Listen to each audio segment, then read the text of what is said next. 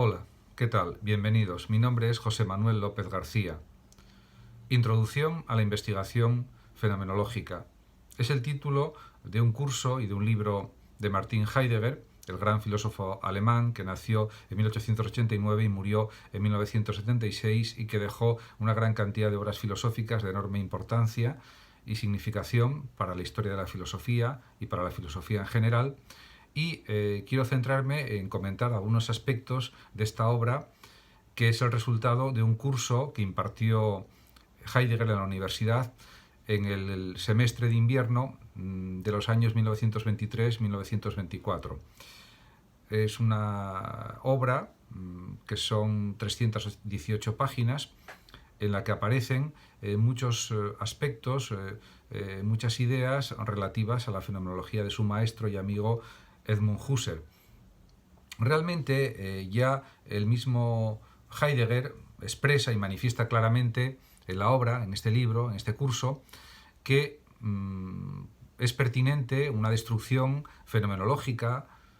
analítica, si se quiere, de las categorías tradicionales, y es algo imprescindible o necesario para precisamente ver y determinar lo que es la existencia, el mundo, la realidad, ya que sólo de esta manera se cumple realmente la máxima fenomenológica de ir a las cosas mismas. Porque es evidente que ya Heidegger, desde el surgimiento de la fenomenología, surgimiento al que él asistió desde una posición intelectual privilegiada, pues ya el propio Heidegger estaba en desacuerdo con algunas ideas o desarrollos del propio Husserl, y por tanto Heidegger realizó modificaciones en la interpretación y en la caracterización de los principales puntos de la fenomenología. Hubo una serie de cambios metodológicos acerca sobre todo de cómo se tenía que entender la vida preteórica, y estos cambios llevaban a Heidegger hasta la gran obra Ser y Tiempo, del año 27, de 1927, y también, por supuesto, a la interpretación o la hermenéutica del Dasein, del ser ahí, y también, indudablemente, del existencialismo. Por tanto, diríamos que el desarrollo de las ideas de Heidegger fue claramente hacia la hermenéutica, insisto, y hacia pues un entendimiento del mundo, de la realidad humana, más amplio, más omnicomprensivo que el puramente teórico y abstracto de los planteamientos de Husserl. Y en este sentido conviene ponerlo de relieve y de manifiesto. De todas maneras, en este curso de Heidegger, en este libro, pues aparecen pues muchos análisis, muchos comentarios, muchísimas críticas constructivas, por supuesto, de los planteamientos de Husserl.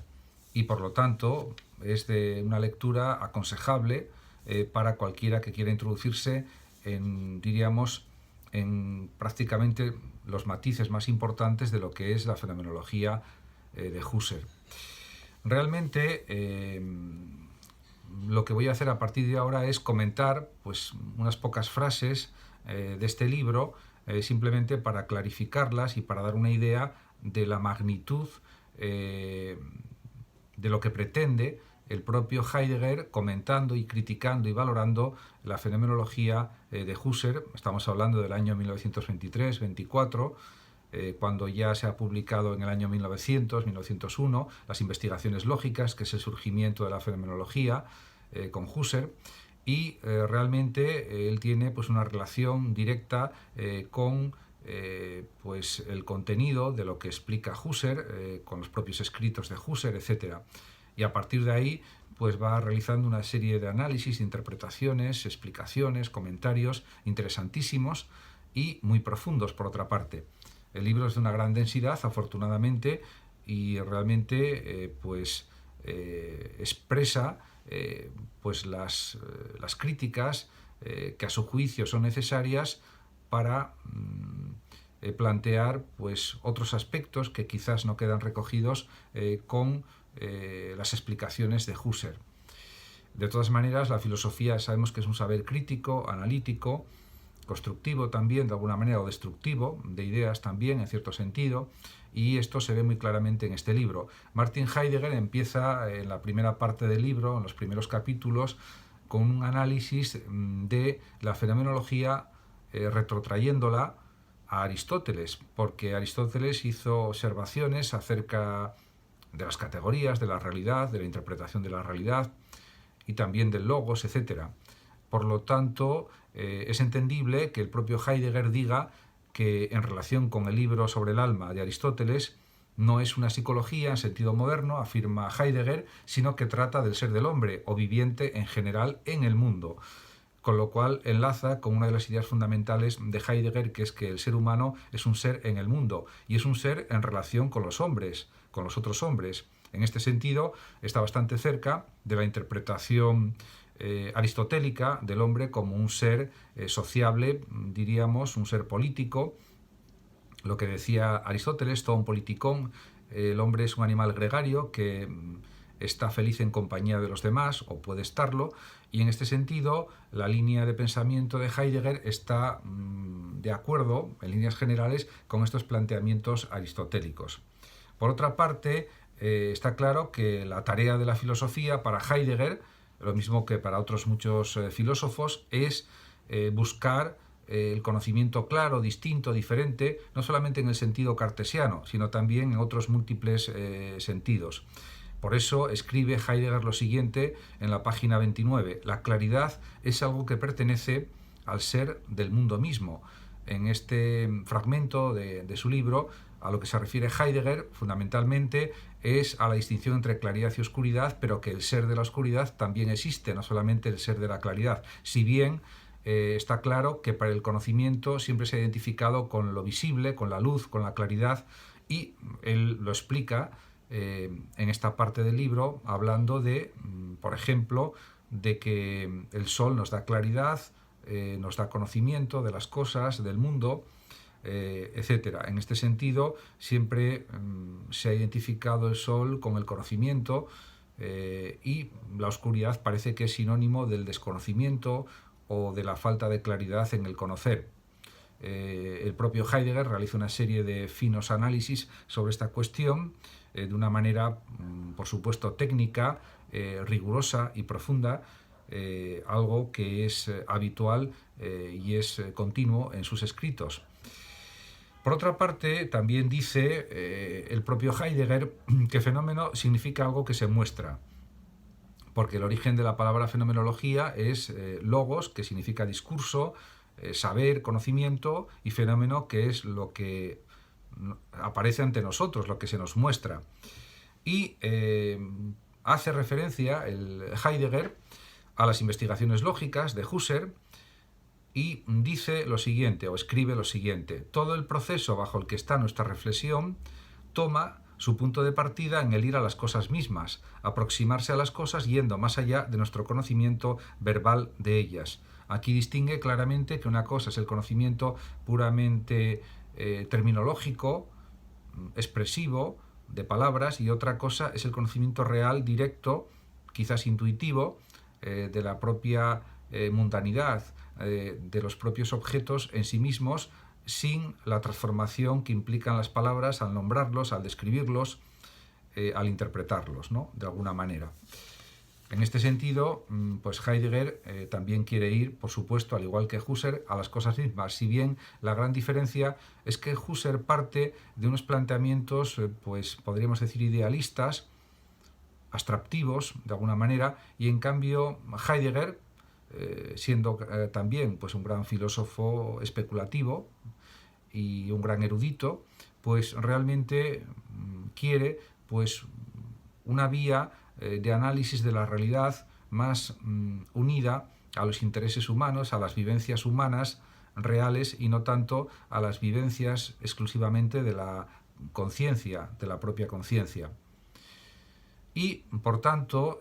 por eso realiza pues una serie de análisis críticos de algunos aspectos del pensamiento de Husserl. Y por eso escribe lo siguiente: da la impresión de que en las distinciones que propone Husserl se trata de distinciones verbales, como también se le ha reprochado.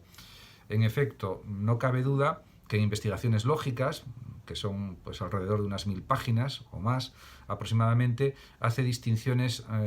terminológicas muy sutiles, enormemente precisas, y eso pues se le ha criticado, pero él simplemente quería delimitar en distintos tipos de significaciones lógicas y de otro tipo, y en este sentido pues era algo que él consideraba necesario, Husserl, para llevar adelante la tarea fenomenológica, y en este sentido es algo que hay que reconocer a Husserl, y por lo tanto era algo que realizó de una manera admirable y que por supuesto es muy valiosa, pero siempre se le puede poner en cuestión que quizás podría haber hecho menos distinciones y ir más a la propia realidad empírica. Pero bueno, es una cuestión, por supuesto, discutible y matizable. En este sentido, pues lo señala, creo yo, el propio Heidegger, hablando y comentando pues algunos aspectos de las investigaciones lógicas husserlianas.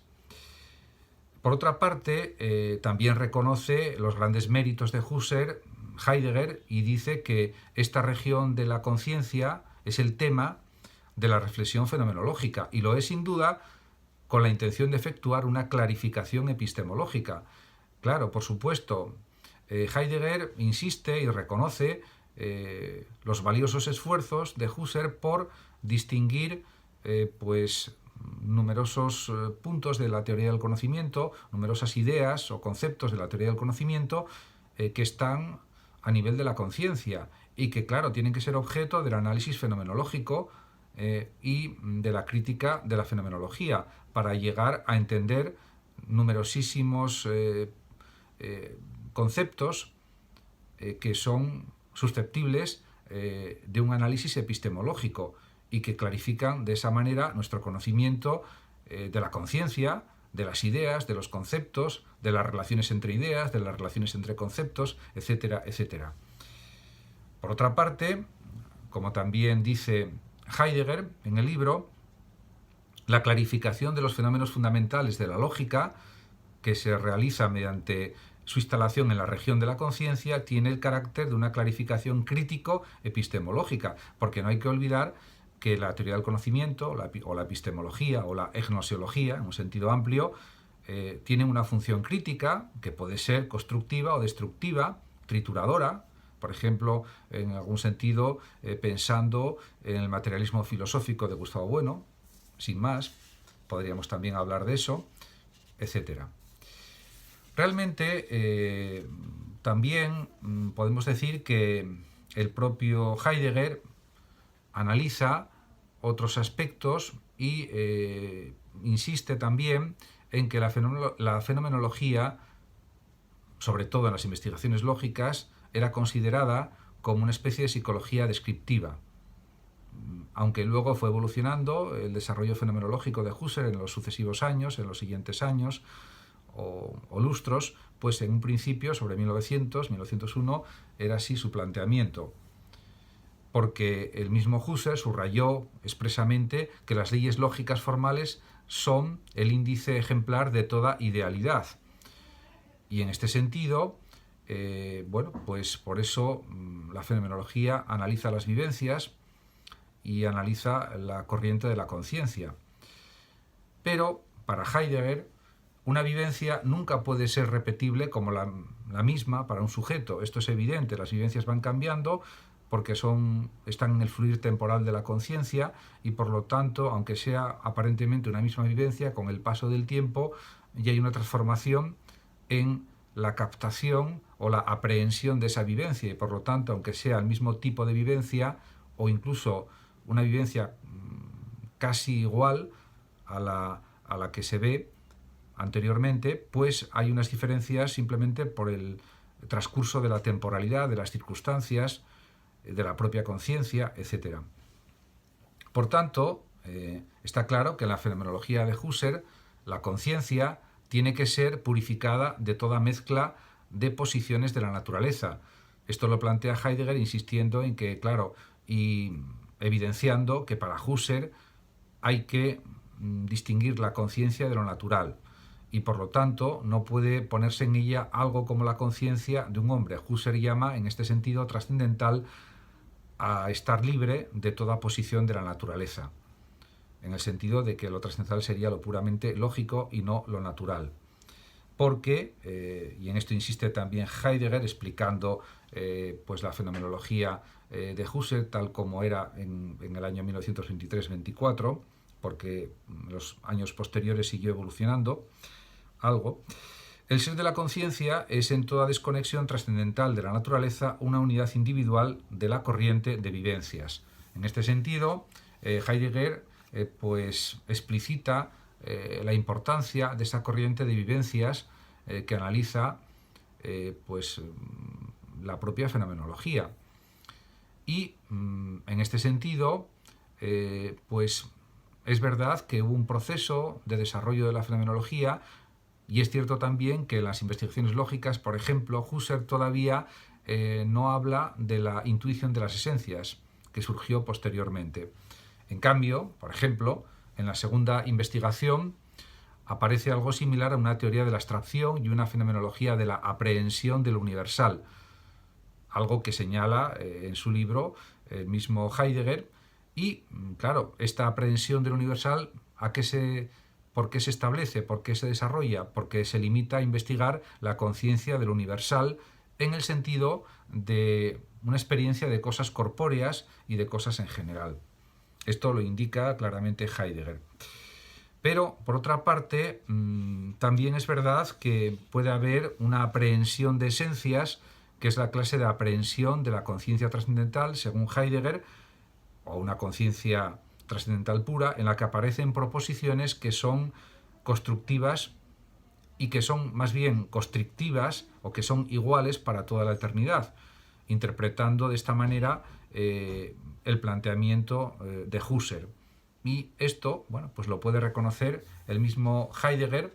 aunque, por supuesto, puede ser objeto de discusión o de discrepancias. En cualquier caso, lo que está claro es que, diríamos, este curso de Heidegger, de 1923-24, Introducción a la investigación fenomenológica, fue el punto de ruptura, diríamos, de Heidegger con Husserl. De ruptura me refiero desde una perspectiva puramente filosófica, y fue el punto también de arranque de la construcción de una filosofía